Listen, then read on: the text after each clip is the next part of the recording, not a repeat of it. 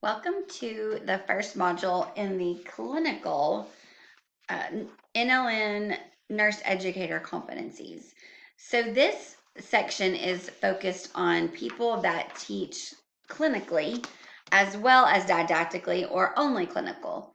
There is a huge difference when you talk about preparing to be an educator in a lecture style or online lecture style versus taking students to the clinical setting. So the first competency of the six in the NLN clinical nurse educator competencies is function within the education and healthcare environments.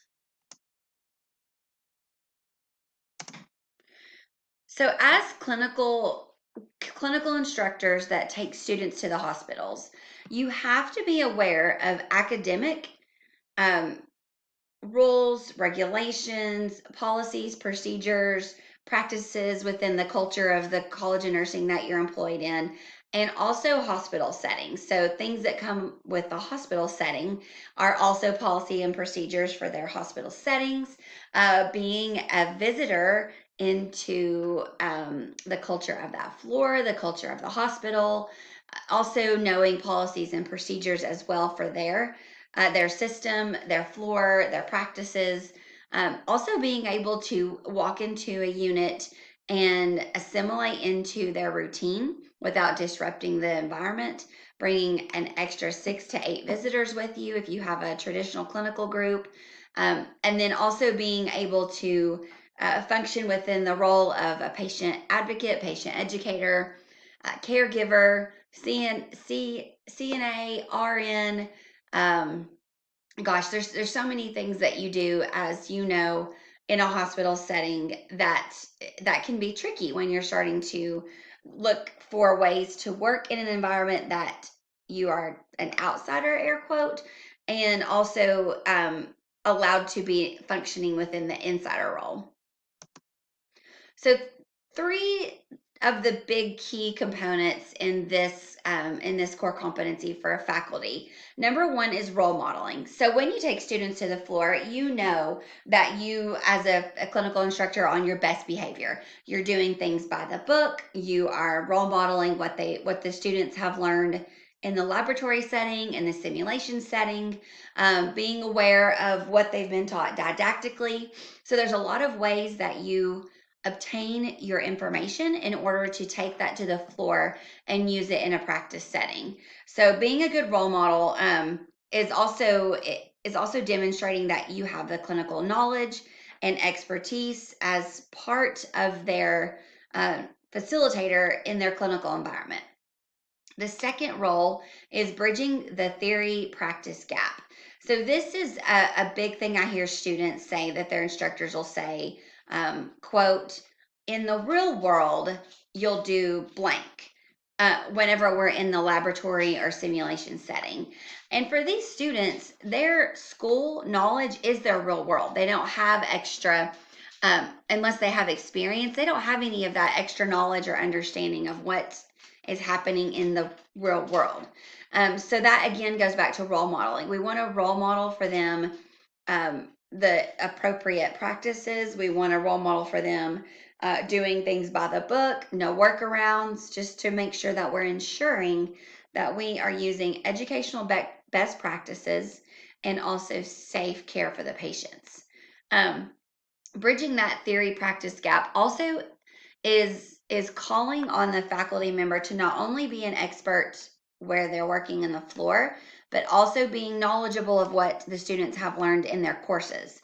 And at UT, I think we do a really good job of trying to get that information out to clinical instructors, inviting clinical instructors to come and participate in laboratory settings, simulation settings, just so you know and are aware of what the student is learning. That's also something that seems really important in student evaluations when they know that their instructor is aware of what they can and can't do, and really encourages them to practice within their scope of practice where they are within the nursing program. Third role is the planning for the clinical learning.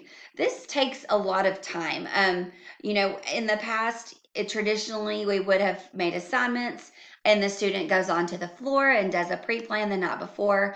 But now with the amount of students that are on the floor, requests for facilities, and then also just the time that the faculty members have to give to pre-planning, we have moved this into actually planning and practicing on the same day on day one.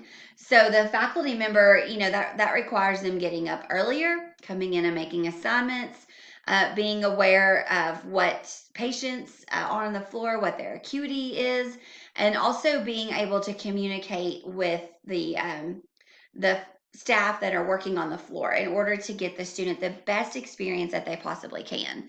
But also knowing, you know, medications, being aware of what the medications you're going to be giving with the student, knowing how to care plan, and putting that emphasis on their work rather than downplaying the importance of the student being prepared, the student bringing their care plan. So all of these things will enrich the student learning experience and also help the student to bridge that theory from the classroom into practice.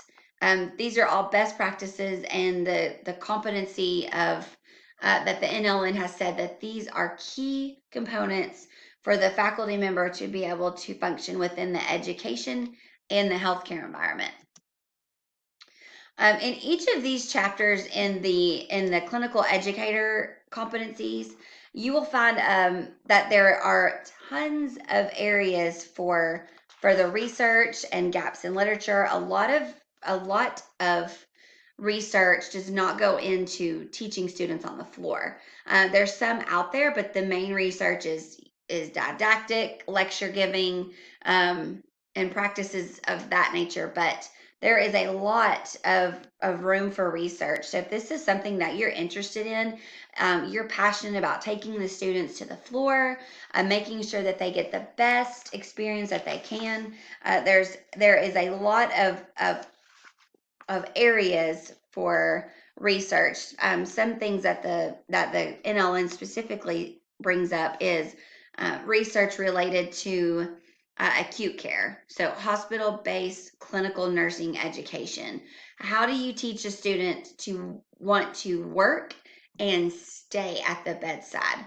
A lot of our focus, I feel like, goes into moving the student on from the bedside, but there's a lot of education, especially entry level RNs.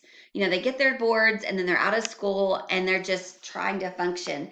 And there's a lot of area and room for researching on how to keep those students, those new graduate nurses, at the bedside in that role, spending those 10,000 hours to hit that level of expertise to function autonomously. Lots of areas for research. So if this is something that you're interested in, please reach out. Look at the references that we've given you guys. Make sure that you look up the clinical nurse educator competencies, any type of mentoring that you would like, anything you need to ask, anything you want to research. Please don't hesitate to reach out to the three of us or anyone that's a clinical faculty member that's been doing that for a long time. They're well versed in knowledge and would be happy to help you.